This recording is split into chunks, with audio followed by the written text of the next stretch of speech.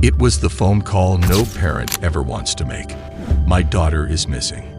But what if the person pleading for help is the one who made her disappear? This is the story of 12-year-old Lorie Page, a bright-eyed Florida girl who vanished without a trace in the summer of 2023. The man now charged with her murder was the first to report her missing, her own father. Over the next 18 minutes, we're going to unravel this disturbing case piece by piece, from the desperate search to the bombshell evidence that led detectives to one heartbreaking conclusion. This isn't just another missing child case. This is a story about betrayal, about secrets, and about how the person you trust most might be the most dangerous of all. June 3rd, 2023, Tallahassee, Florida. Temperatures hovered in the 90s as kids celebrated the first week of summer vacation. But in one quiet neighborhood, panic was setting in. 12-year-old Lorie Page hadn't been seen since the night before. Her father, 36-year-old Andrew Wight, told police she must have run away, just like she had a month earlier, when she was found at a nearby apartment complex pool. But this time felt different. Lorie left behind everything. Her favorite stuffed animal, the new sandals she'd begged for, even her school backpack. She wouldn't just disappear, her teacher later told investigators. That girl carried her books everywhere like they were treasures. The search mobilized instantly. Police K-9 units combed nearby woods while helicopters buzzed overhead. Volunteers passed out flyers with Lorie's smiling face, her freckles, her crooked front tooth, the tiny butterfly tattoo she'd gotten with a friend. But as days turned to weeks, detectives noticed something unsettling.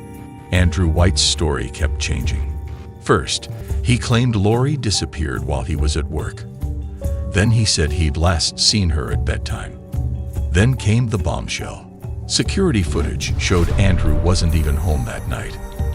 He'd driven to Jacksonville, 2 hours away, allegedly to buy a one-way ticket to Puerto Rico. When pressed, he claimed it was for a last-minute fishing trip, but the detectives weren't buying it. Neighbors began recounting strange details to investigators. A loud argument was reportedly heard from Andrew's house the night Lorie vanished.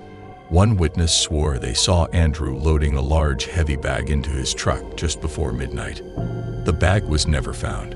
Investigators also uncovered financial troubles. Andrew had drained Lorie's college savings weeks before her disappearance. The case was quickly becoming darker than anyone could have imagined. And here's where the case takes a dark turn.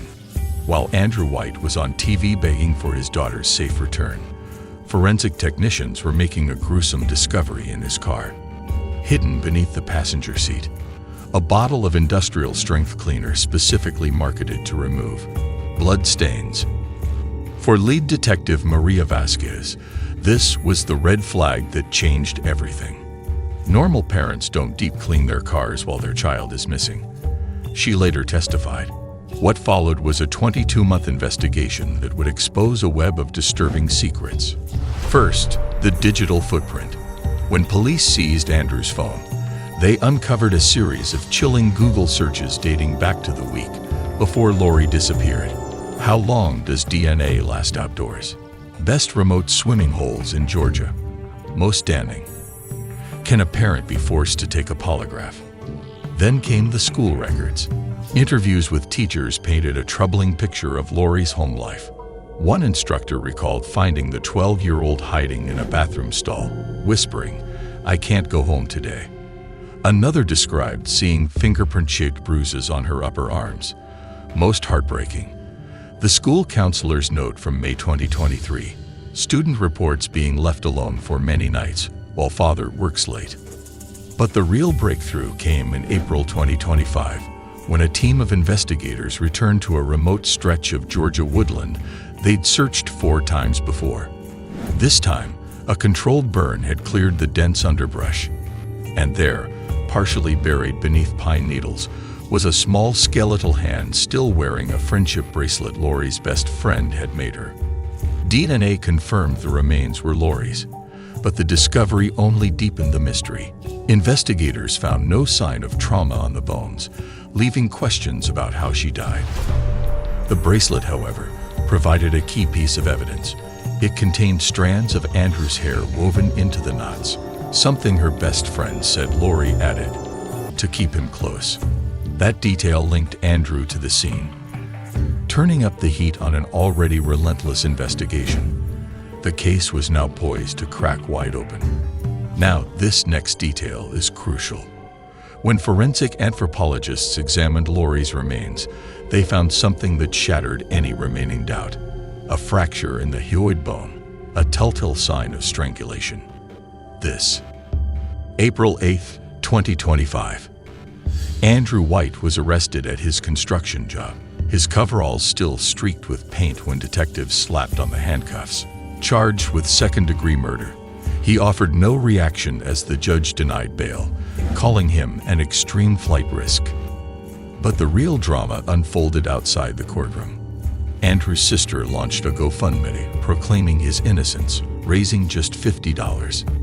Meanwhile, Lorie's mother, who'd lost custody years earlier, gave a tearful press conference.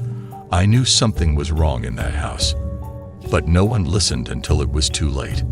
The evidence against Wight was mounting. Cell tower data placed his phone near the Georgia burial site, the night Lorie vanished. Forensic accountants found he'd taken out a $250,000 life insurance policy on Lorie just 3 months prior. Neighbors reported hearing a violent argument from the Wight home on June 2nd. Most damning, a Walmart receipt dated June 1st for the exact cleaner found in his car, purchased alongside a shovel and tarp asterisk. Legal analyst Melba Pearson broke it down. This wasn't a crime of passion. The receipts, the searches, the ticket, this was calculated. He gave himself a 48-hour head start before even reporting her missing. But as the case gained national attention, more startling details emerged. A former coworker of Andrew's came forward, claiming he overheard Andrew joke about making problems disappear just weeks before Lorie vanished. Investigators also revealed that Andrew's fishing alibi in Jacksonville was fabricated. There were no hotel stays, no gas purchases, nothing to corroborate his story. The timeline tightened further when GPS data from Andrew's truck showed multiple stops at hardware stores on June 2nd, including one where he purchased industrial-strength garbage bags. These revelations painted a chilling picture of premeditation that prosecutors hoped would seal the case. As Andrew Wight awaits trial in a Florida prison, Lorie's story has sparked outrage and reform. Her name now graces a new state law requiring welfare checks when children miss multiple school days. But for the detectives who worked her case, there's no sense of closure. "You don't forget a child's face," Vasquez told us, especially when her own father looked us in the eye and lied about it for 2 years. So what's the truth? Was this a man pushed to the edge? A monster hiding in plain sight? Or something even more terrifying? An ordinary father who one day decided his daughter was a problem to be solved. One thing's certain, Lorie Page's voice was silenced. But thanks to relentless investigators and a series of improbable breaks, from a canceled plane ticket to a well-timed forest fire, her story is finally being heard. If this case teaches us anything, it's that evil doesn't always look evil. Sometimes it looks like a concerned parent on the evening news. Sometimes it wears the face of someone you trust. And sometimes it takes nearly 2 years for the truth to come to light.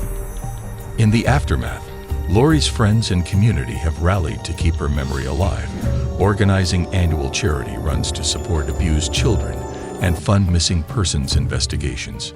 Her story has inspired true crime documentaries, with one filmmaker describing it as a haunting reminder of how the system can fail the most vulnerable. Meanwhile, the media continues to explore the deeper implications of a case where appearances so starkly clashed with reality.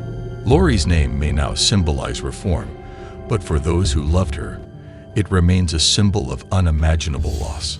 So what do you think? Was justice served here? Could this tragedy have been prevented?